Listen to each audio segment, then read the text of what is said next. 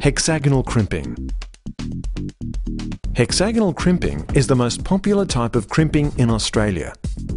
Interchangeable dies are used for a specific size of conductor.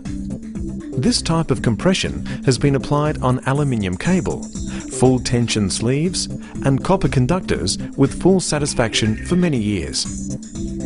The size of the hexagonal compression dies is generally given as the distance across the flats of the hexagon.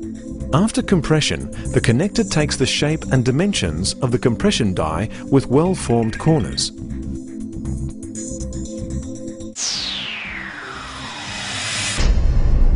CABAC would like to thank you for your attention.